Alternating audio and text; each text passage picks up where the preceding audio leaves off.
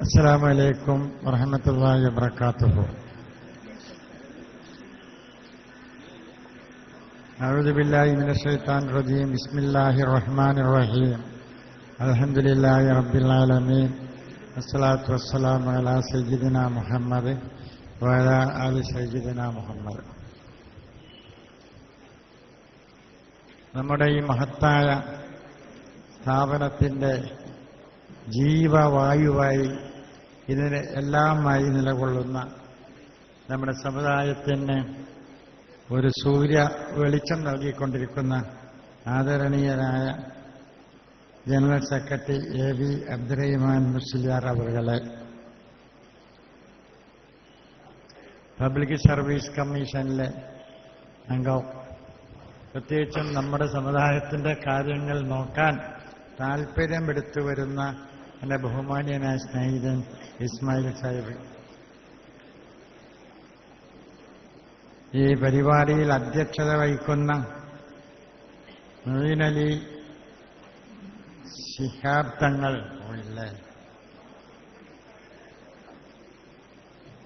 മുനീർ മുഖ്യാതിഥിയായി ഏതാനും സമയത്തിലൂടെ എത്തും.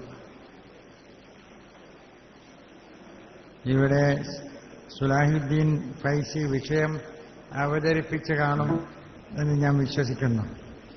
MP അബൂബക്കർ ദാരിമി, മുഹമ്മദ് രാമന്തളി, അൻസാർ മാസ്റ്റർ തുടങ്ങി പണ്ഡിത ശ്രേഷ്ഠന്മാരെ, ഉമറാക്കളെ, നാട്ടിലെ സ്നേഹിതന്മാരെ, ഈ സ്ഥാപനത്തിലെ വിദ്യാർത്ഥികളെ, അധ്യാപകന്മാരെ, ഇവിടെ ഒന്ന് വരണം. ഈ സ്ഥാപനത്തിന്റെ മഹിമ ഞാൻ മുമ്പേ കേട്ടതാണ്. ആരാധനാ മനോഭാവത്തോടു കൂടി മാത്രം എനിക്ക് ഓർക്കാൻ കഴിയുന്ന ഒരു സ്ഥാപനമാണ്. പല സ്ഥലങ്ങളിൽ ചെല്ലുമ്പോഴും ദാരിമി അവരെ കാണുമ്പോൾ ഞാൻ ചോദിക്കും, എവിടുന്നാ വരുന്നത്, എവിടെ പഠിച്ചെന്ന്. അങ്ങനെ ഒരു വലിയ പണ്ഡിതന്മാരെ 10-40 വർഷത്തിൻ്റെ ഉള്ളിൽ കടഞ്ഞെടുക്കാൻ, വളർത്തിയെടുക്കാൻ, ദീനിന് വെളിച്ചം പകരാൻ ഇവിടെ നിന്ന് ഉൽപ്പാദിച്ചു വിട്ട ഈ സ്ഥാപനം കേൾക്കുമ്പോൾ വലിയ സന്തോഷമാണ്, വലിയ ആവേശമാണ്. അപ്പൊ ഇവിടെ ഒന്ന് വരണം, ഇവിടുത്തെ അധ്യാപകന്മാരെയും പണ്ഡിതന്മാരെയും ഒക്കെ പരിചയപ്പെടണം, അവരോട് എനിക്ക് വേണ്ടി ദുആ ചെയ്യണം എന്നൊക്കെ അഭ്യർത്ഥിക്കണം എന്ന് കരുതിയാണ് ഞാൻ ഇവിടെ വന്നത്. ഈ സ്ഥാപനത്തിന്റെ ഒരു കാര്യദർശിയെ ഞാൻ ഒരാഴ്ച മുമ്പ് തിരുവനന്തപുരത്ത് പോകുമ്പോൾ ഡൽഹി വണ്ടിയിൽ വെച്ച് കണ്ട് ഞാൻ സംസാരിച്ചു. നിങ്ങളെ സ്ഥാപനത്തിൽ ഈ ന്യൂനപക്ഷ കമ്മീഷനിൽ ആരെങ്കിലും വിളിക്കുന്നില്ലല്ലോ, അവിടെ ഒരു വരാൻ ആഗ്രഹമുണ്ട്, അതുകൊണ്ടായിരിക്കും എനിക്ക് പ്രത്യേകം ക്ഷണനം കിട്ടി. ക്ഷണനമില്ലെങ്കിലും ഇത്തരം സംരംഭങ്ങൾ, സമ്മേളനങ്ങൾ, പ്രാർത്ഥനാ സംഗമങ്ങൾ കാണുമ്പോഴൊക്കെ ഞാൻ അവിടെ കേടാറുണ്ട്, ക്ഷണിച്ചാലും ഇല്ലെങ്കിലും. അത്ര ഒരു ആവേശമാണ്, ഒരു കുളിരാണ് മനസ്സിന് ഇങ്ങനെ മതപണ്ഡിതന്മാരും മതവിദ്യാർത്ഥികളും സമ്മേളിക്കുന്നത് കാണുമ്പോൾ. നിർഭാഗ്യവശാൽ നിങ്ങളെപ്പോലെ മതത്തിന്റെ ആ അഗാധമായ സ്ഥലങ്ങളിൽ ചെന്ന് വിവരം സ്വീകരിക്കാനുള്ള ഭാഗ്യം എന്നെപ്പോലെ ആളുകൾക്കുണ്ടായിട്ടില്ല. എന്റെ ചെറുപ്പകാലത്ത് ഇവിടെ ഒഴിച്ചാൽ ഇങ്ങനത്തെ സ്ഥാപനങ്ങൾ കുറവാണ്. ഇപ്പം നമ്മുടെ തലമുറയ്ക്ക് എത്ര ഭാഗ്യമാണ്. മനസ്സുണ്ടായാൽ മതി പഠിക്കാൻ, വേറെ ഒന്നും വേണ്ട. ഞാൻ മനസ്സിലാക്കി ഇവിടെ 1000-ലധികം വിദ്യാർത്ഥികൾ പഠിക്കുന്നു. അവരെ മുഴുവൻ ഈ സ്ഥാപനത്തിന്റെ സന്തതികളാണ്. അവരെ എല്ലാ കാര്യങ്ങളും നിർവഹിക്കാൻ സ്ഥാപനം തയ്യാറാണ്. പ്രയാസപ്പെട്ടാണെങ്കിലും നിറഞ്ഞ മനസ്സോടെ അവർക്ക് നല്ല ആഹാരം കൊടുക്കാൻ, നല്ല വസ്ത്രം കൊടുക്കാൻ, പഠനോപകരണങ്ങൾ കൊടുക്കാൻ, മറ്റെല്ലാം നൽകാൻ. PG വിദ്യാർത്ഥികൾക്ക് സാമ്പത്തികമായി പോലും ചില സൗകര്യങ്ങൾ ചെയ്തു കൊടുക്കുന്നുണ്ട് ഞാൻ മനസ്സിലാക്കി. അപ്പൊ നിങ്ങളൊക്കെ എത്ര ഭാഗ്യവന്മാരാണ്. പക്ഷെ മനസ്സുണ്ടാകണം, പഠിക്കണം, പണ്ഡിതനാവണം, സമുദായത്തിന് ഗുണമുണ്ടാകണം, സമുദായത്തിന് നേതൃത്വം കൊടുക്കാനുള്ള പ്രതിഭകളായി തീരണം. ആ ഒരു മനസ്സുണ്ടായാൽ സമുദായത്തിന്റെ ഭാവി വളരെ പ്രചോദനമാണ്. ഇന്ന് വൈകുന്നേരം ഇവിടെ അവതരിപ്പിച്ച ചർച്ച ചെയ്ത വിഷയം മതേതരത്വത്തിന്റെ ഭാവിയോ എന്തായിരിക്കും? ഇത്തരം സ്ഥാപനങ്ങൾ ഉണ്ടാകുമ്പോൾ അതിന് നേതൃത്വം കൊടുക്കാൻ എ.വി. അബ്ദുറഹ്മാൻ മുസ്ലിയാരെ പോലെ ജീവിതം മുഴുവൻ ഇതിനു വേണ്ടി അർപ്പിച്ച മഹാനുഭാവന്മാരുണ്ടാകുമ്പോൾ രാഷ്ട്രീയമായ അന്തരീക്ഷം ഭീതിജനകമാണെങ്കിലും നമുക്ക് ഭയപ്പെടേണ്ടതില്ല എന്നെന്റെ വിശ്വാസം. ഈ മതത്തെ തന്നെ തകർക്കാനും തളർത്താനും ഞാൻ അധികം പ്രസംഗിക്കില്ല. ആഗോളതലത്തിൽ തന്നെ ഗൂഢാലോചന നടക്കുന്നുണ്ട്. നമുക്കൊക്കെ അറിയാലോ. സാമ്രാജ്യത്വ ശക്തികള്, ഫാസിസ്റ്റ് ശക്തികള് ഗൂഢാലോചന നടത്തുന്നുണ്ട്, ശ്രമങ്ങൾ നടത്തുന്നുണ്ട്. ഇസ്ലാമിന്റെ പേരിൽ എന്തെല്ലാം കെട്ടഴിച്ചു വിടുന്നു. ഭീകരവാദം, തീവ്രവാദം, ഇതൊന്നും ഇസ്ലാമിലില്ല, നമുക്കറിയാം. നമ്മളെ മേൽ കെട്ടിവെക്കുകയാണ്, അടിച്ചേൽപ്പിക്കുകയാണ്, നമ്മളെ ഇല്ലായ്മ ചെയ്യാൻ.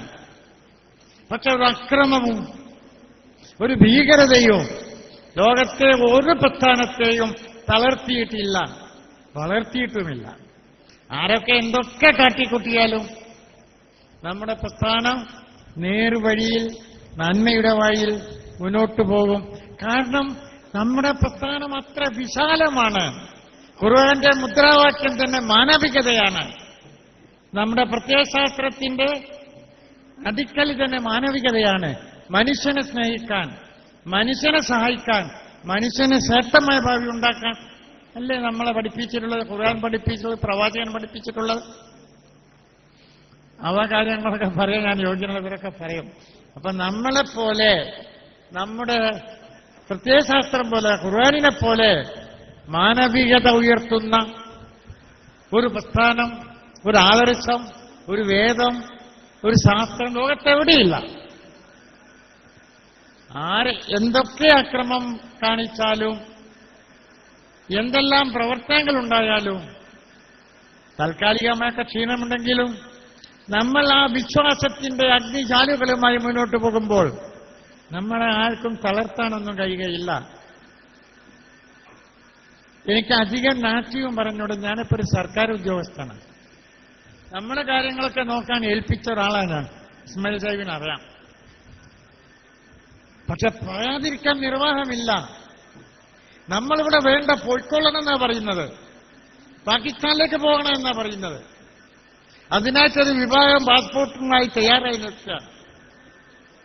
നമ്മളൊക്കെ ജാരസന്തതികളാണ് എന്ന് അധികാരത്തിലിരിക്കുന്ന വലിയ വലിയ ആളുകളാണ് പറയുന്നത്.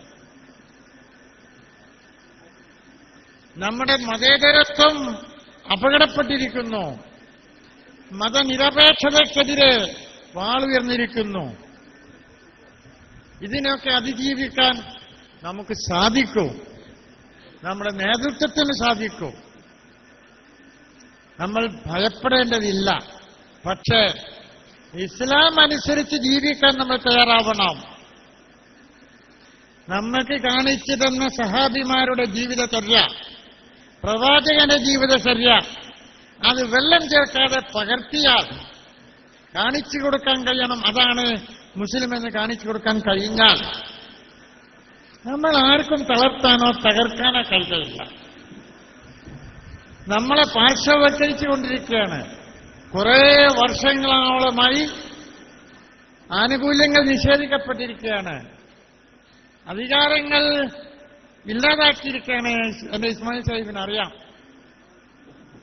പ്രതിഭ തെളിയിച്ച് ഇന്റർവ്യൂ നടത്തി മിടുക്കതി കാണിച്ച് സെലക്ഷനിൽ 1ാം സ്ഥാനം നേടിയ, എനിക്കറിയാം, തിരുവനന്തപുരത്ത് തന്നെ 136 നിയമനം ഇവർ അഡ്വൈസ് ചെയ്തിട്ടും ആ അധികാര സ്ഥാനങ്ങളിൽ ഉണ്ടായിരുന്ന ആളെ കൊടുക്കാൻ തയ്യാറായില്ല.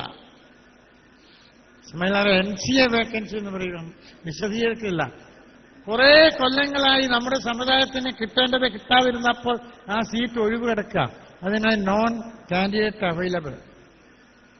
ഇവര് ഇന്റർവ്യൂ നടത്തി സെലക്ട് ചെയ്ത് നിയമിക്കാനുള്ള ഉപദേശം കൊടുത്തിട്ട് പോലും ആ 136 ആളിൽ 10 40 എടുത്ത് ബാക്കി മുഴുവൻ പുറമെ വേറെ മുസ്ലിം സമുദായത്തിന് മാത്രമല്ല പോസ്റ്റായിരുന്നു കൊടുത്തു.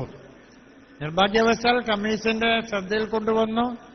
ഞങ്ങൾ ഹെൽത്ത് ഡയറക്ടർ, ഹെൽത്ത് സെക്രട്ടറിനൊക്കെ വിളിച്ചു വരുത്തി PSCയിൽ നിന്നും വിശദീകരണം നേടി. എന്ത് ചെയ്യാനാ പോസ്റ്റ് ചെയ്തു പോയി എന്നാ പറയുന്നത്. ഞങ്ങൾ നിങ്ങൾ ഗൂഢാലോചന അഴിമതി എന്തുണ്ട്, ഞങ്ങൾ വിജിലൻസിന് കൊടുക്കുമെന്ന് പറഞ്ഞു. അപ്പൊ അവര് നിസ്സഹായതൊക്കെ പ്രകടിപ്പിച്ച് കൊടുത്തവർക്ക് ഇനി എന്ത് ചെയ്യും, ഞങ്ങൾ അവർക്ക് കോടതിയിൽ അവർ പോകില്ലേ. അങ്ങനെ മുഖ്യമന്ത്രിയൊക്കെ കണ്ട് സൂപ്പർ ന്യൂമറിക്കൽ പോസ്റ്റ് ക്രിയേറ്റ് ചെയ്ത് അവർക്കൊക്കെ നിയമനം വാങ്ങിക്കൊടുത്ത്. ചെറിയ ഉദാഹരണം പറയാം, പെർമനന്റ് പോസ്റ്റുകൾ ഇല്ലാതാവും. അങ്ങനെ എല്ലാ രംഗത്തും നമ്മൾ ചവിട്ടി മെതിക്കപ്പെടുകയാണ്.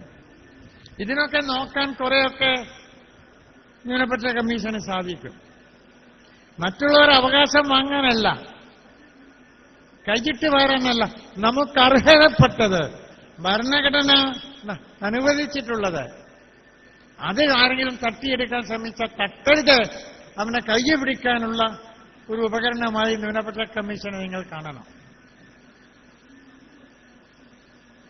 പല കാര്യങ്ങളും സമുദായത്തിനെതിരായി ഉയർന്നപ്പോൾ ന്യൂനപക്ഷ കമ്മീഷൻ ശബ്ദിച്ചിട്ടുണ്ട്. ഇപ്പൊ പള്ളി ഉണ്ടാക്കണമെങ്കിൽ ആരെ ഒത്താശ വേണം, ആര് സർട്ടിഫിക്കറ്റ് വേണം, എവിടെ പള്ളി ഉണ്ടാക്കണം തീരുമാനിക്കേണ്ടത് മത നേതാക്കന്മാരല്ല, അതിനാളുകളല്ലേ. നമുക്കിന്ന് സഹായിക്കുന്നില്ല. മുമ്പ് സാധിച്ചിരുന്നു, പഞ്ചായത്തിൽ കൊടുത്താൽ മതി, പ്ലാനും പഞ്ചായത്ത് റൂൾസും ബിൽഡിംഗ് റൂൾസും അനുസരിച്ച് അവർ തന്നാൽ മതി.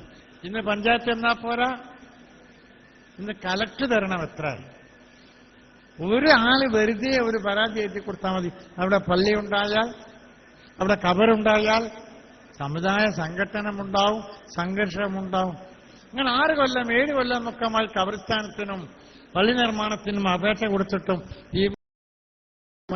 എന്നാൽ കലക്ടർ സ്ഥലത്ത് പോയി നോക്കോ, ഈ പോലീസ് സൂപ്രണ്ട് പോയി നോക്കോ. അങ്ങനെ 5-6 കാര്യങ്ങളുണ്ട്, പറയാനില്ല. എറണാകുളത്ത് കരിമാനൂർ എന്നൊരു വില്ലേജ് മനോഹരമായ പള്ളിയാണ്. അതിന്റെ മുമ്പിൽ പള്ളിയുടെ സ്വന്തം സ്ഥലം, പൊതുസ്വത്തൊന്നുമല്ല. അവിടെ ഒരു കബറിസ്ഥാനം പണിയാൻ ശ്രമിച്ച് സമ്മതിക്കുന്നില്ല. DMO വന്ന് ഇവിടെ കബറിസ്ഥാനം കോൺക്രീറ്റ് വാർത്തയിൽ ഉണ്ടാക്കിയാൽ പൊതുജനങ്ങളുടെ ആരോഗ്യത്തെ ബാധിക്കില്ല, അത് ഉണ്ടാക്കാമെന്ന് പെർമിഷൻ കൊടുത്തിട്ട് പോലും കൊടുക്കുന്നില്ല. അത് കൊടുക്കണമെന്ന് പറഞ്ഞ് ഞങ്ങൾ ഹോം ഡിപ്പാർട്ട്മെന്റിൽ നിന്നുമൊക്കെ നിർദ്ദേശങ്ങൾ കൊടുത്ത് കാത്തിരിക്കുകയാണ്.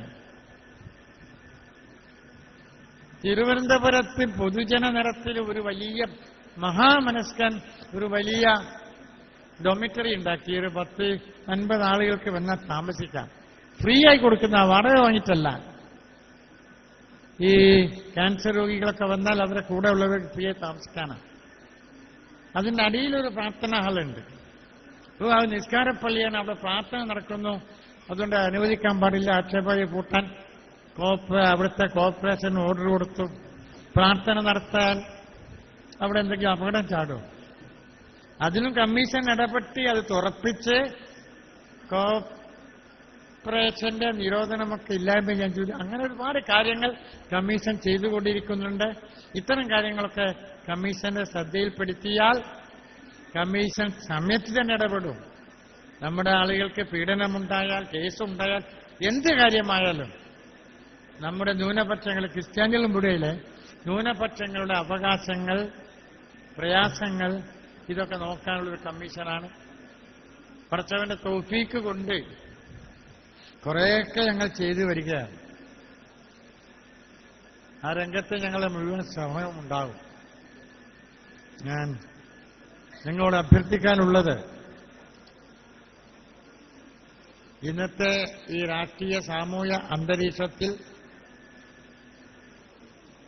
ഉറച്ച ദൃഢമായ ആത്മവിശ്വാസത്തോടെ ഈമാനോടുകൂടി നമ്മൾ ജാഗരൂകരായിരിക്കണം. ഈ അക്രമങ്ങൾക്കെതിരായി ഒരു പ്രതിരോധ നിര അതിനെ തടച്ചു നിർത്താനുള്ള ഒരു പ്രതിരോധ നിര നമുക്കുണ്ടാകണം. നിർഭാഗ്യവശാൽ നമ്മൾ ആ രംഗത്ത് ആശാവഹമായിട്ടുള്ളവരല്ല.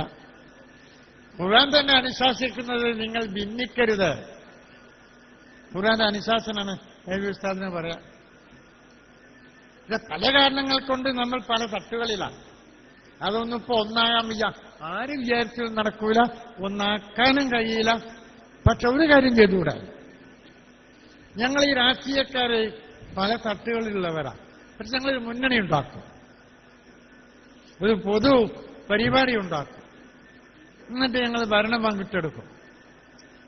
എനിക്ക് നമ്മളെല്ലാവരോടും അഭ്യർത്ഥിക്കാനുള്ളത്, ഞാൻ ആരുടെയും ഒരു വക്താവായിട്ടല്ല, ഇത്തരം മതത്തിനെതിരായി, വിശ്വാസത്തിനെതിരായി, നമ്മുടെ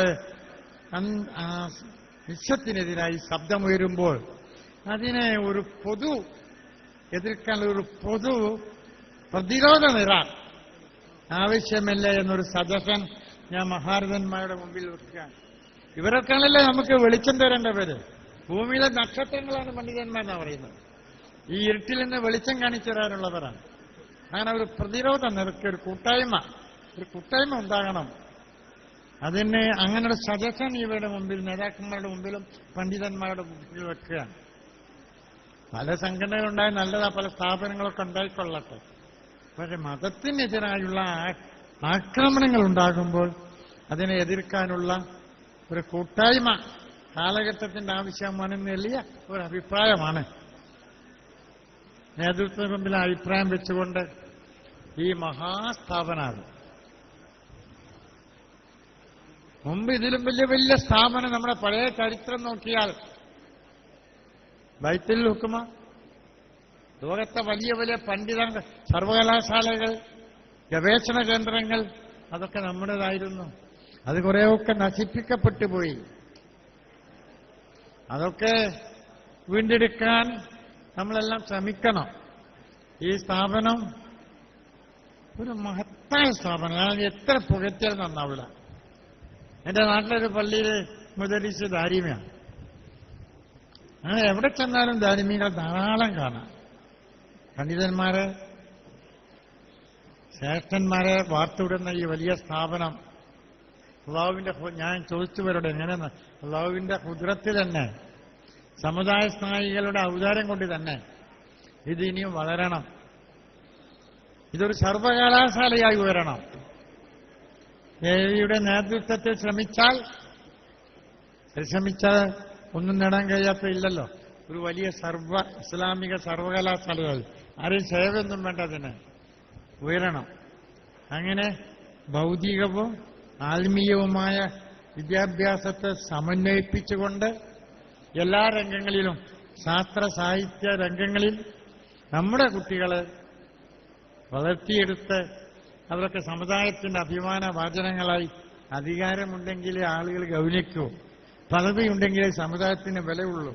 ഈ പ്രാവശ്യത്തെ IAS, IPS, IRS പരീക്ഷകളെ ഞാൻ അന്വേഷിക്കുകയുണ്ടായി. 1000 പേര് ജയിച്ചതിൽ 30-35 പേരെ നമ്മളെ കൗമിലുള്ളവരുള്ളൂ. 1% 0 ഒക്കെ. അങ്ങനെ പോയാൽ എല്ലാ വിജ്ഞാനമാണല്ലോ പണ്ഡിതന്മാർ സമ്മതിക്കുന്ന. ഭൗതിക വിജ്ഞാനം വേണം, ജനാധിപത്യത്തിൽ അധികാരമുണ്ടാവണം. അതിനൊക്കെ അനുകൂലമായ ഒരു നിലപാടാണ് സമസ്ത എടുത്തിട്ടുള്ളത്. സമസ്തയെക്കുറിച്ച് യാഥാസ്ഥികന്മാരൊന്ന് ആക്ഷേപിച്ചാലും അവരുടെ വിദ്യാഭ്യാസ സമ്പ്രദായവും വിദ്യാഭ്യാസ പദ്ധതിയും പ്രവർത്തനങ്ങളും പരിശോധിച്ചാൽ, പഠിച്ചാൽ, കാലഘട്ടത്തിന്റെ സ്പന്ദനം മനസ്സിലാക്കി സമുദായത്തിന് എല്ലാ രംഗത്തും നേതൃത്വം കൊടുക്കുന്ന ഒരു സൂര്യവെളിച്ചമായിട്ടാണ് ഞാൻ മുസ്തഫയെ കാണുന്നത്. ഈ സമുദായത്തിന്റെ വെളിച്ചമായി, പ്രകാശമായി ഇത് വളരട്ടെ എന്നാശിച്ചുകൊണ്ട് ഈ മഹാപണ്ഡിതന്മാർക്ക് ആയുസ്സ് അല്ലാഹു നൽകട്ടെ, ആരോഗ്യം നൽകട്ടെ. കൂട്ടത്തിൽ ഈ വിനീതന്റെ പരലോക ജീവിതം പ്രയാസമില്ലാതാക്കി തീർക്കാൻ, അള്ളാഹു ഇഷ്ടപ്പെട്ടവരുടെ കൂട്ടത്തിലാക്കി തീർക്കാൻ നിങ്ങൾ പ്രാർത്ഥിക്കണം എന്ന് അപേക്ഷിച്ചുകൊണ്ട് സമസ്തയുടെ മഹാ വെളിച്ചം കൊണ്ട് സമുദായത്തിലെ ഇരുട്ടും അന്ധവിശ്വാസവുമൊക്കെ നീക്കാൻ കഴിയട്ടെ എന്ന് ആശംസിച്ചുകൊണ്ട് എന്നെ ഇതിന് ക്ഷണിച്ച ഇതിന് ഭാരവാഹികൾക്ക് നന്ദി പ്രകാശിപ്പിച്ചുകൊണ്ട് ഈ ന്യൂനപക്ഷ കമ്മീഷൻ എപ്പോഴും ഈ സ്ഥാപനത്തിന്റെ കൂടെ ഉണ്ടാകും. ഈ സ്ഥാപനത്തിന്റെ ഏത് ആവശ്യങ്ങൾ കമ്മീഷൻ മുമ്പിൽ വെച്ചാലും അത് സ്വന്തം ആവശ്യമായി പരിഗണിച്ച് മുൻഗണന നൽകി എന്തെല്ലാം കേന്ദ്ര സംസ്ഥാന സർക്കാരിൽ നിന്ന് ആനുകൂല്യങ്ങൾ ലഭിക്കാനുണ്ടോ അതൊക്കെ ലഭ്യമാക്കാൻ നിങ്ങളും സഹകരിച്ചാൽ കമ്മീഷൻ പരിശ്രമിക്കും എന്ന് ഉറപ്പ് നൽകിക്കൊണ്ട് ഞാൻ എന്റെ വാക്കുകൾ അവസാനിപ്പിക്കുന്നു. അസ്സലാമു അലൈക്കും വറഹ്മത്തുള്ളാഹി വബറകാതുഹു. വളരെ സമാധാനം തോന്നുകയാണ്. ബഹുമാനപ്പെട്ട വീരാൻ സാഹിബ് നമ്മുടെ ന്യൂനപക്ഷ കമ്മീഷന്റെ ചെയർമാനായപ്പോൾ നമുക്ക് യഥാർത്ഥത്തിൽ അനാഥശാലകളും മത ന്യൂനപക്ഷ സ്ഥാപനങ്ങളൊക്കെ നടത്തുന്ന നമ്മൾക്ക് ഒരു ധൈര്യം അദ്ദേഹം പകർന്നു തന്നിട്ടുണ്ട് എന്നതിന് സംശയമില്ല.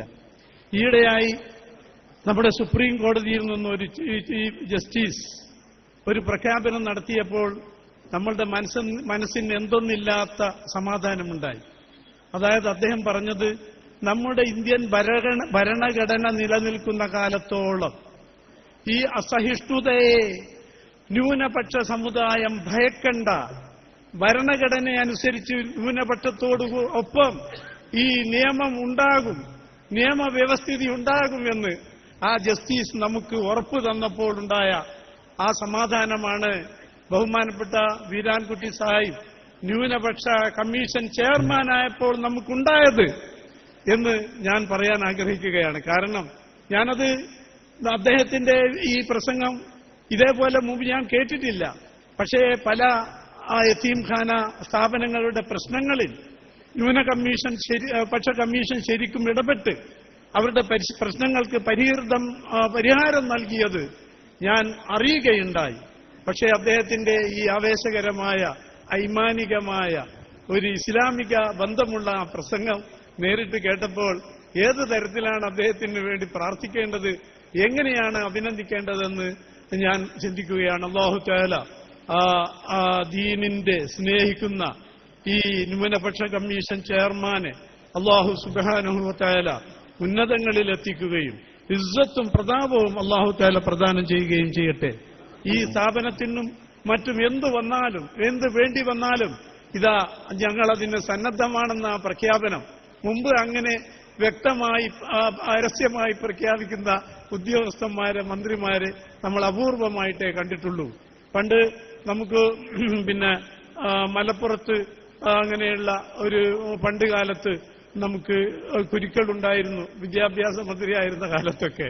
അപ്പോൾ സുന്നത്ത് ജമാഅത്തിന് വേണ്ടി സമുദായത്തിന് വേണ്ടി നിലകൊള്ളുന്ന ആളാണ് ഞാൻ. ഒന്നാമനായി ഞാൻ സുന്നിയാണ്, രണ്ടാമതായ മുസ്ലിം ലീഗായിട്ടുള്ളൂ എന്ന് പറഞ്ഞ അങ്ങനെയുള്ള ആൾക്കാരുടെ അത്രയും അപൂർവമായ ആൾക്കാരുടെ അവരുടെ അനുഭവമാണ്, അവരോടുള്ള ഒരു സ്നേഹം ആണ് നമ്മൾക്കിപ്പോൾ നമ്മുടെ മനസ്സിലുണ്ടായത്. ഞാൻ അദ്ദേഹത്തെ ഇരുത്തി പ്രകീർത്തിക്കുകയല്ല, മറിച്ച് ഇങ്ങനെ ആത്മാർത്ഥതയുള്ള ആൾക്ക് തീർച്ചയായും അല്ലാഹു തആലയുടെ സഹായമുണ്ടാകും. അതേപോലെ അങ്ങനെയുള്ള യാതൊരു പ്രയാസങ്ങളുമില്ലാതെ ഈ സമുദായത്തിന്റെ ന്യൂനപക്ഷത്തിന്റെ നാട്ടിന്റെ നമ്മുടെ രാജ്യത്തിന്റെ തന്നെ നിലനിൽപ്പിന് ആവശ്യമായ ഒരു പ്രവർത്തനങ്ങൾ കാഴ്ചവെക്കാൻ അല്ലാഹു തആല അദ്ദേഹത്തിന് ദീർഘായുസ്സും ആഫിയത്തും പ്രദാനം ചെയ്യുമാറാകട്ടെ എന്ന് ഞാൻ പ്രാർത്ഥിക്കുകയാണ്. അതേപോലെ ബഹുമാനപ്പെട്ട ടി ഇസ്മായിൽ നമ്മെ നമ്മുടെ സമ്മേളനത്തിലേക്ക് വന്നിരിക്കുന്നതിൽ അങ്ങേയറ്റത്തെ സന്തോഷമുണ്ട്. എളിയ ഒരു അപേക്ഷ സ്വീകരിച്ചുകൊണ്ട് ഈ വലിയ നേതാക്കന്മാർ ഇവിടെ എത്തിച്ചേർന്നതിൽ ഈ സ്ഥാപനത്തിന്റെയും അതേപോലെ ഇവിടെയുള്ള വിദ്യാർത്ഥികളുടെയും ഉസ്താദുമാരുടെയും എല്ലാം സന്തോഷവും നന്ദിയും പ്രകടിപ്പിക്കുകയാണ്. ബഹുമാനപ്പെട്ട മുഈൻ അലി തങ്ങൾ ഇതാ നമ്മുടെ അബ്ബാസ് അലി തങ്ങൾ ഇതാ നമ്മുടെ സദസ്സിൽ വരികയാണ്. അല്ലാഹു അക്ബർ, അല്ലാഹു അക്ബർ, അല്ലാഹു അക്ബർ, ലാ ഇലാഹ ഇല്ലല്ലാഹു, അല്ലാഹു അക്ബർ, അല്ലാഹു അക്ബർ വലില്ലാഹിൽ ഹംദ്. അസ്സലാമു അലൈക്കും.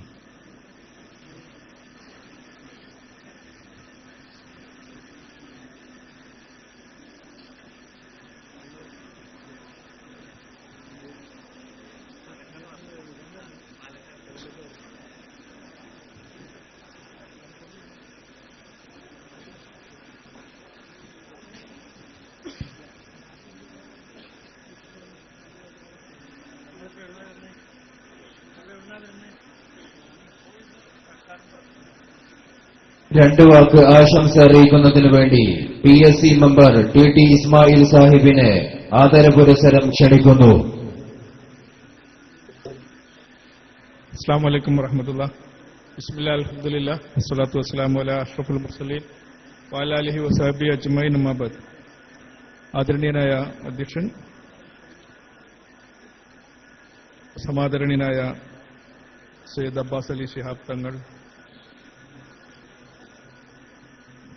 വിശ്വാസത്തിന്റെ കരുത്തും ആത്മീയതയുടെ തെളിച്ചവും കേരളത്തിലെ മുസ്ലിങ്ങൾക്ക് സംഭാവന ചെയ്യുന്ന ഈ മഹാകലാലയത്തിന്റെ ജീവനാടി ബഹുമാന്യനായ AV അബ്ദുറഹ്മാൻ മുസ്ലിയാർ അവർകളെ, നമ്മോടിപ്പോ അഭിസംബോധന ചെയ്ത കേരള സംസ്ഥാന ന്യൂനപക്ഷ കമ്മീഷന്റെ ചെയർമാൻ സമാദരണീയനായ വീരാൻകുട്ടി സാഹിബ്, ബഹുമാന്യനായ കുട്ടിഹസൻ ദാരിമി അവർകളെ, ബഹുമാന്യരായിട്ടുള്ള ഉസ്താദുമാർ TK Muhammad Musliyar, Abdul Wahab Haithami, GM Salahuddin Faizi, MT Abubakar Darimi, Muhammad Ramanthali, Ansal master Payyoli,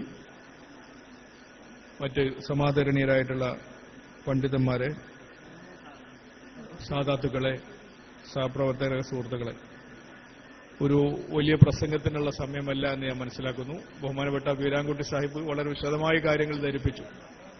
എനിക്കങ്ങനെ അദ്ദേഹം പറഞ്ഞതുപോലെ ഒരു ഭരണഘടനാ സ്ഥാപനത്തിന്റെ പ്രതിനിധി എന്ന നിലക്ക് എനിക്ക് വെട്ടി തുറന്ന് പറയാൻ പറ്റാത്ത ചില സാഹചര്യങ്ങൾ. എന്നിരുന്നാലും എന്റെ ഈ ഒരു ടേമിൽ തീർച്ചയായും ഒരു ഭരണഘടനാ സ്ഥാപനത്തിരുന്നുകൊണ്ട് ഒരു മതേതര രാജ്യത്തിലെ ഒരു പ്രതിനിധി എന്ന നിലക്ക് തീർച്ചയായിട്ടും ന്യായയുക്തമായ നീതിയുക്തമായ കാര്യങ്ങൾ ചെയ്യാൻ കഴിഞ്ഞു. ഇനിയും കഴിയും. അള്ളാഹു അനുഗ്രഹിക്കട്ടെ. നിങ്ങളുടെ പ്രാർത്ഥനകളുണ്ടാകും. ഒരുപാട് പ്രസംഗങ്ങൾ നടക്കുന്ന ഒരു സ്റ്റേജാണ് നന്ദി ദാറുസലാം അറബിക് കോളേജ് എന്ന് പറയുന്നത്. ഞാൻ സൂചിപ്പിച്ചു, കേരളത്തിലെ മുസ്ലിങ്ങളെ സംബന്ധിച്ചിടത്തോളം ഒരു പണ്ഡിത സഭയെ നാൾക്കുനാൾ വർഷം തോറും സൃഷ്ടിച്ചുകൊണ്ടേയിരിക്കുകയാണ്. പണ്ഡിതന്മാർ പ്രവാചകന്മാരുടെ പിൻഗാമികളാണ്. ഈ കാലഘട്ടത്തിന്റെ ഏറ്റവും വലിയ ശാപം എന്ന് പറയുന്നത് അറിവില്ലായ്മയാണ്. അള്ളാഹുവിന്റെ ഗ്രന്ഥം നമ്മളെല്ലാവരും പറയാറുണ്ട്, ഇഖ്റയിൽ തുടങ്ങിയെന്ന് പറയാറുണ്ട്. വായിക്കുക എന്ന് പറഞ്ഞു. വായനയുടെ അപാരസമായിട്ടുള്ള സാധ്യതകളെയാണ് എന്റെ പ്രിയപ്പെട്ട മുമ്പിലിരിക്കുന്ന മുതഅല്ലിമുകൾ, നാളെ സനദ് സ്വീകരിക്കാൻ പോകുന്നവരും സ്വീകരിക്കാൻ സ്വീകരിക്കുന്നതിൽ ഏർപ്പെട്ടുകൊണ്ടിരിക്കുന്നവരൊക്കെ മനസ്സിലാക്കേണ്ടത് അള്ളാഹുവിന്റെ ഗ്രന്ഥത്തിന്റെ തുടക്കം, അവസാനത്തെ ഗ്രന്ഥം, വിശുദ്ധ വേദഗ്രന്ഥം എന്ന് പറയുന്നത് അവസാനത്തെ വേദഗ്രന്ഥത്തിന്റെ തുടക്കം ഇഖ്റ എന്നാണ്. അത് ഇസ്ലാമിന്റെ പഞ്ചസ്തംഭങ്ങളിൽ ഒന്നുകൊണ്ടും തുടങ്ങാതെ ഇഖ്റയിൽ നിന്ന് തുടങ്ങിയെന്നുള്ളിടത്ത് അള്ളാഹുവിനറിയാം. അള്ളാഹുവിനെ അറിയണമെങ്കിൽ തീർച്ചയായിട്ടും നമ്മൾ അറിഞ്ഞേ തീരും. നിന്റെ നാഥനെ അറിഞ്ഞേ തീരും. ഈ സമുദ്രങ്ങൾ മുഴുവനും മഷിയായിട്ട് നിർത്തി അള്ളാഹുവിന്റെ അവദാനങ്ങൾ എഴുതിയാൽ ആ എഴുതിത്തീരുന്നതിന് മുമ്പ് സമുദ്രം പറ്റിപ്പോവും. അള്ളാന്റെ അവദാനങ്ങൾ എഴുതിത്തീരില്ല.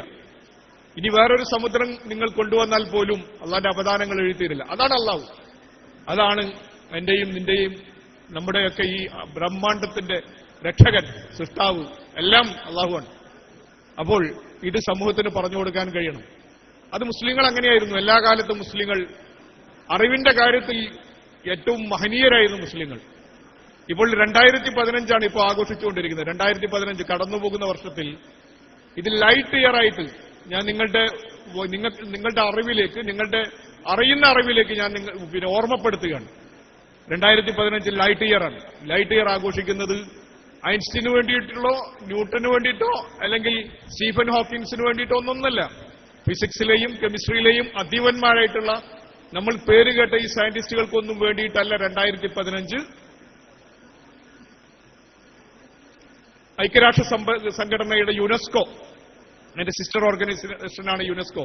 യുനെസ്കോ ആചരിക്കുന്നത് ഇബ്നു ഹൈത്തം, അബുൽ ഹസൻ, കിതാബുൽ മനാലിർ രചിച്ചിട്ടുള്ള ഇബ്നു ഹൈത്തമിന് വേണ്ടിയിട്ടാണ് ആചരിച്ചുകൊണ്ടിരിക്കുന്നത്. 1000 വർഷങ്ങൾക്ക് മുമ്പ്. 1000 വർഷങ്ങൾക്ക് മുമ്പ് ഏകദേശം ഖലീഫ ഹാറൂൻ അൽ റഷീദിന്റെ കാലഘട്ടത്തിൽ ഇവിടെ രൂപപ്പെട്ടു വന്ന ഇസ്ലാമിക ഏറ്റവും മഹനീയമായിട്ടുള്ള തെളിച്ചത്തിന്റെ ലോകത്ത് ഇരുട്ടിലാണ്ട് കിടക്കുമ്പോൾ, യൂറോപ്പ് ഇരുണ്ടിലാണ്ട് കിടക്കുമ്പോൾ, യൂറോപ്പ് ഡാർക്ക്നെസ്സിൽ കിടക്കുമ്പോൾ വിജ്ഞാനത്തിന്റെ വെള്ളി വെളിച്ചം പകർന്നു കൊടുത്തത് മുസ്ലിങ്ങളായിരുന്നു എന്ന് നമ്മളൊക്കെ പറയാറുണ്ട്. പക്ഷേ ലോകം നമ്മൾ അംഗീകരിക്കുന്ന ഒരു കൊല്ലമായിരുന്നു 2015. ഫിസിക്സിന്റെ, ഒപ്റ്റിക്സിന്റെ, എല്ലാ ലൈറ്റിന്റെ, ഒപ്റ്റിക്സിന്റെ എല്ലാ തലങ്ങളിലേക്കുള്ള പുതിയ കാലത്തെ വിവരങ്ങൾ നമ്മളാണ് കൊടുത്തത്. നമ്മളെ പൂർവ്വഗാമികൾ. സോഷ്യോളജി നമ്മുടെ ഇബ്നു ഖൽദൂനാണ്. എല്ലാം നമ്മളാണ്. ഈ PSCയുടെ ഇന്റർവ്യൂവിന് പോകുമ്പോൾ ഓരോ സബ്ജക്റ്റും ഇതെടുത്ത് നമ്മൾ നെറ്റിൽ പരിചോക്കിയാൽ അതിലൊരു മുസ്ലിം കോൺട്രിബ്യൂഷൻ ഉണ്ടാവും. എവിടെ പരതിയാൽ, ഏത് സബ്ജക്റ്റിലേക്ക് പോയാലും അവിടെ മുസ്ലിം കോൺട്രിബ്യൂഷൻ ഉണ്ടാവും.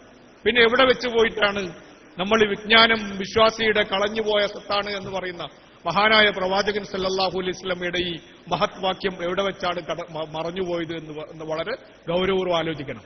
അത് വീണ്ടെടുക്കുക എന്നുള്ളിടത്താണ് നന്ദി ദാറുസ്സലാം അറബിക് കോളേജിനെ പോലെ മഹത്തായിട്ടുള്ള നമ്മുടെ കേരളം മുഴുക്കെ വ്യാപിച്ചു കിടക്കുന്ന ധാർമ്മികളും, അതുപോലെ തന്നെ കേരളം മുഴുക്കെ വ്യാപിച്ചു കിടക്കുന്ന പണ്ഡിത ശ്രേണിയിൽ, നമ്മുടെ ഈ പണ്ഡിത ശ്രേണിയിൽ പിന്നണിയായിട്ട് നിൽക്കുന്ന ആളുകളും വരച്ചു തീർക്കുന്നത്, എഴുതി തീർക്കുന്നത്, അവരുണ്ടാക്കിയെടുക്കുന്നത് ഈ ഒരു സവിശേഷതയെ ഇങ്ങനെ എല്ലാ കാലത്തും കൊണ്ടുപോകാനാണ്. അത് കൊണ്ടുപോകാൻ നമുക്ക് കഴിയണം. അപ്പൊ അറിവിന്റെ പുതിയ പുതിയ തലങ്ങളിലേക്ക് നമുക്ക് വളരാൻ കഴിയണം. അറിവ് കിട്ടാവുന്നതൊക്കെ പരിധിയെടുക്കാൻ പറ്റണം.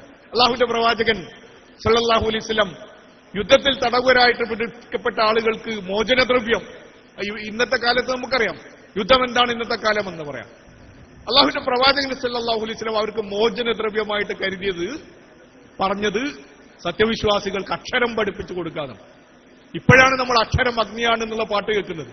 1400 വർഷങ്ങൾക്ക് മുമ്പ് നമ്മുടെ പ്രവാചകൻ, ലോകത്തിന്റെ നാഥൻ, ലോകത്തിന്റെ ഗുരു പ്രവാചകൻ സല്ലല്ലാഹു അലൈഹി വസല്ലം നമ്മളോട് പറഞ്ഞു എന്നുള്ളതാണ് ഏറ്റവും വലിയ മഹാത്മ്യം. അപ്പൊ അറിവ് വലിയ കാര്യമാണ്. ആ അറിവിനെ എങ്ങനെ തോണ്ടിയെടുക്കുക, ചികഞ്ഞെടുക്കുക, നല്ല അറിവുകളിൽ ശേഖരിച്ചു വെക്കുക, അത് സമൂഹത്തിനായിട്ട് പകർന്നു കൊടുക്കുക. അതിനാണ് നമ്മുടെ ഈ സ്ഥാപനങ്ങളൊക്കെ. നമ്മുടെ ഇവിടെ യതീംഖാനകളുണ്ട്. നേരത്തെ ബഹുമാനപ്പെട്ട എ വി ഉസ്താദ് പറഞ്ഞു, വീരാൻകുട്ടി സാഹിബ് പറഞ്ഞു, ഇതൊക്കെ പരിശോധിക്കപ്പെടുകയാണ്, ചികഞ്ഞ് പരിശോധിക്കപ്പെടുകയാണ്. ആസുരതകൾ നിറഞ്ഞൊരു കാലഘട്ടത്തിൽ നമ്മുടേതെന്തും പരിശോധിക്കപ്പെടുകയാണ്. അവിടെയൊക്കെ സത്യവിശ്വാസത്തിന്റെ തെളിച്ചം മനസ്സിലുണ്ടെങ്കിൽ വലാ തഹിനു വലാ തഹ്സനു വഅൻതുമുൽ അൗലൂന ഇൻ കുൻതും മുഅ്മിനീൻ, നിങ്ങൾ വ്യാകുലചിത്തരാകരുത്, നിങ്ങളിങ്ങനെ വെറുതെ പേടിക്കരുത്, നിങ്ങൾ മാത്രമാണ് ഉന്നതന്മാർ, നിങ്ങൾ സത്യവിശ്വാസികളാണെങ്കിൽ. അവിടെയാണ് അതിന്റെ പ്രശ്നം. നിങ്ങൾ സത്യവിശ്വാസികളാണെങ്കിൽ, നിങ്ങൾ അള്ളാഹുവിലും അന്ത്യദിനത്തിൽ, എല്ലായിടത്തും വിശുദ്ധ ഖുർആനിൽ പറയുന്ന ഒരു കാര്യമുണ്ട്, നിങ്ങൾ അള്ളാഹുവിലും അന്ത്യദിനത്തിലും വിശ്വസിക്കുന്നവരാണോ എങ്കിൽ നിങ്ങൾക്ക് ആരുടെ മുമ്പിലും കൂസേണ്ടി വരില്ല എന്നുള്ള ഇടത്താണ്. അപ്പോൾ അസഹിഷ്ണുത എന്ന് പറയുന്ന ഒരു കാലഘട്ടത്തിൽ, അതിന്റെ വിശദീകരണത്തിലേക്ക് ഞാൻ പോകുന്നില്ല, അസഹിഷ്ണുത നിറഞ്ഞു നിൽക്കുന്ന ഒരു കാലഘട്ടത്തിൽ മുസ്ലിമിന് സഹിഷ്ണുതയോടുകൂടി ജീവിക്കാനേ പറ്റൂ. സഹിഷ്ണുതയോടുകൂടി ആളുകളെ നോക്കാനേ പറ്റൂ. സഹിഷ്ണുതയോടുകൂടി സംസാരിക്കാനേ പറ്റൂ, നടക്കാനേ പറ്റൂ, ഇരിക്കാനേ പറ്റൂ. എവിടെയും നമ്മുടെ അംഗവിക്ഷേപങ്ങളിൽ പോലും ഒരു ദീനുണ്ട്. അള്ളാഹുവിന്റെ പ്രവാചകന്റെ ചര്യയുണ്ട് സല്ലല്ലാഹു അലൈഹി വസല്ലം. അത് ഗൗരവപൂർവ്വം ഈ സമൂഹത്തിൽ, മതേതരമായിട്ടുള്ള ഒരു സമൂഹത്തിൽ മുസ്ലിങ്ങളെ കൊണ്ടൊരു പ്രയാസമില്ലാതിരിക്കാനാണ് നമ്മൾ ഓരോരുത്തരും സൂക്ഷിക്കേണ്ടത്. അപ്പോൾ അറിവ് നമുക്ക് പകർന്നു തരുന്നത് മനസ്സ് വിശാലമാക്കാനുള്ള, മനസ്സിന്റെ വിശാലമായ ഇടങ്ങൾ സൃഷ്ടിക്കാനാണ്. അള്ളാഹു സഹായിക്കട്ടെ എന്ന് പ്രാർത്ഥിക്കുന്നു. തീർച്ചയായിട്ടും നമ്മുടെ ഈ കരുത്താണ്, അറിവിന്റെ കേന്ദ്രങ്ങൾ സത്യവിശ്വാസികൾക്ക് കരുത്താണ്, ഇസ്ലാമിക സമൂഹത്തിന് കരുത്താണ്. ആ കരുത്ത് ഏറ്റവും പ്രോജ്വലമായിട്ട് നിർത്താൻ നമുക്ക് കഴിയണമെങ്കിൽ എല്ലാവരും ആ കരുത്തിലേക്ക് സംഭാവനകൾ അർപ്പിക്കാൻ കഴിയുന്നവരാവണം. എല്ലാവരും, അലിമീങ്ങളും മുത്താലിമീങ്ങളും ഉമറാക്കളും സമുദായത്തിന്റെ എല്ലാ സംവിധാനങ്ങളും ഒരു സംവിധാനത്തിലേക്ക്, ഇതിലേക്ക് സംഭാവനകൾ അർപ്പിക്കാൻ കഴിയണം. അപ്പോൾ കാലത്തിന്റെ വെല്ലുവിളികൾ ഏറ്റെടുക്കാൻ നമുക്ക് കഴിയണം. ലിംഗസമത്വം എന്ന് പറഞ്ഞ് സമുദായത്തെ അധിക്ഷേപിക്കുക, ഏതു വിഷയത്തിലും സമുദായത്തെ അധിക്ഷേപിക്കുക. അപ്പോൾ സമുദായത്തിന്റെ വികാരം എന്താണ്, സമുദായത്തിന്റെ വിവേകപരമായിട്ടുള്ള നിലപാട് എന്താണ് എന്ന് സമൂഹത്തെ ബോധ്യപ്പെടുത്തി കൊടുക്കാൻ പണ്ഡിതന്മാർക്ക് കഴിയണം. അവിടെയാണ് ഇത്തരം സ്ഥാപനങ്ങളുടെ ഏറ്റവും മഹനീയമായിട്ടുള്ള പ്രസക്തി. അള്ളാഹു സഹായിക്കട്ടെ. ഇനി ഒരുപാട് കാലം അത്യുത്സാഹപൂർവ്വം, അത്യുജ്വലമായി ഈ ആത്മീയ വെളിച്ചം പകർന്നു നിൽക്കാൻ ബഹുമാനപ്പെട്ട എ വി ഉസ്താദിനും ഈ മഹൽ സംഘത്തിനും ഈ മഹൽ സ്ഥാപനത്തിനും കഴിയട്ടെ എന്ന് ആശംസയോടെ നിർത്തുന്നു. വാഹിർ ദവാന അൽഹംദുലില്ലാഹി റബ്ബിൽ ആലമീൻ. അസ്സലാമു അലൈക്കും.